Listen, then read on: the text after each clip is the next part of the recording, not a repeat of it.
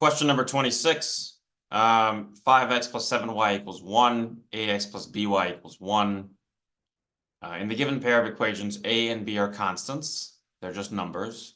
The graph of this pair of equations in the xy plane is a pair of perpendicular lines. These two are perpendicular to each other. Which of the following pairs of equations also represents a pair of perpendicular lines? One of these four choices will have a pair of perpendicular lines. So let's go figure out the slopes of these lines. The slope for the first equation, let me write that down here, 5x plus 7y equals 1. Now, at some point, we should be able to do this mentally, but I'll show you the process. We'll do minus 5x, and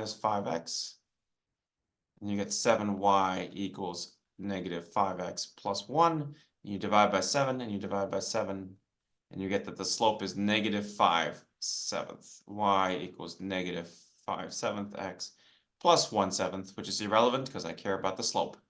Negative 5/7. So at some point you can just look at this and say, wait a minute, I'm going to subtract this over and divide by 7. So the slope is negative 5/7. Same process over here. If you subtract this and divide by b, the slope would be negative a over b. This is very useful because we're going to do a lot of slopes over here, and it's good to do this mentally to save some time. I'll show you the ax plus by equals 1 as well. So here we go.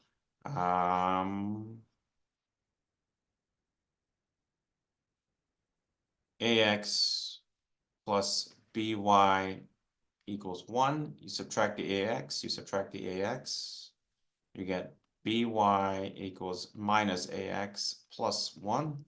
And you divide by b, and you divide by b, and you divide by b. And you get y equals negative a over b, that's our slope, times x, plus 1 over b. That would be the y-intercept, which is irrelevant. Okay, so negative a over b, just like I said up here, negative a over b. So at some point, you just subtract this term over and divide by the coefficient of the y. And you get these slopes. Now, how do we take it from there? Well, these two lines are perpendicular.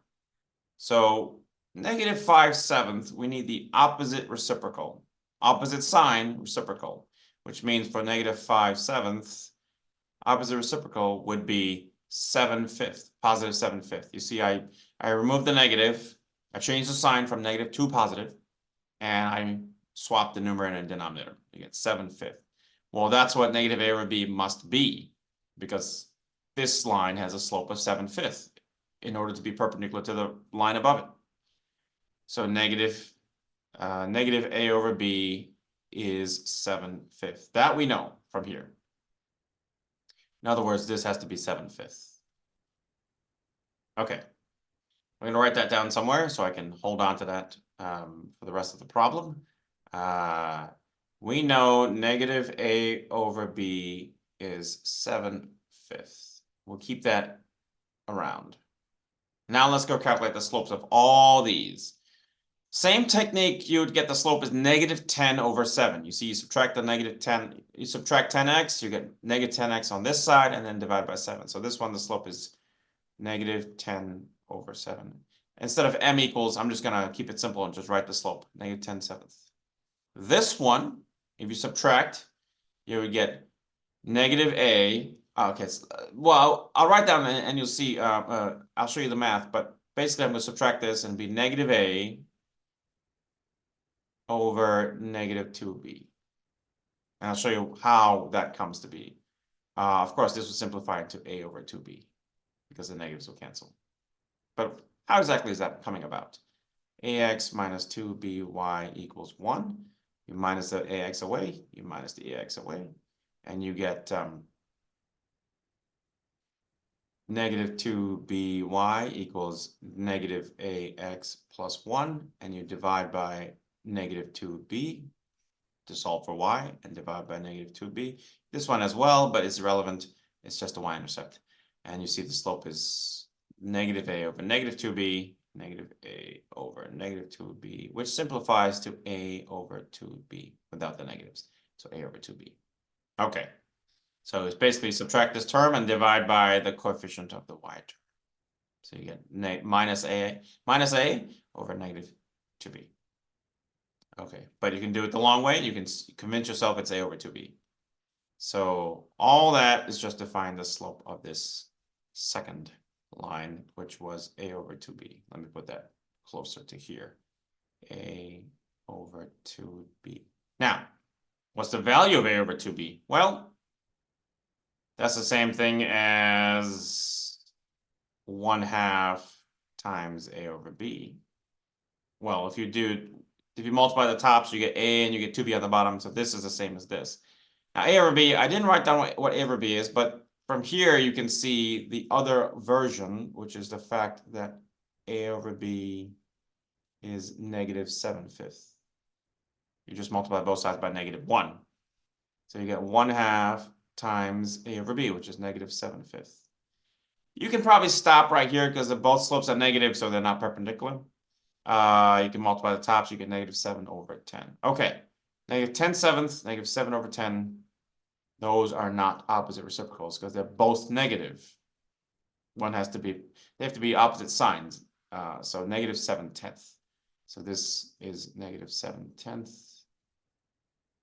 It's the reciprocal, but not the opposite signed reciprocal. So these two lines are not perpendicular. They're both negative slopes. And for these two, the slope is the same as this one. So this is -10/7. And this is also -10/7. So if only one of these had a slope of 7/10, that would be the answer.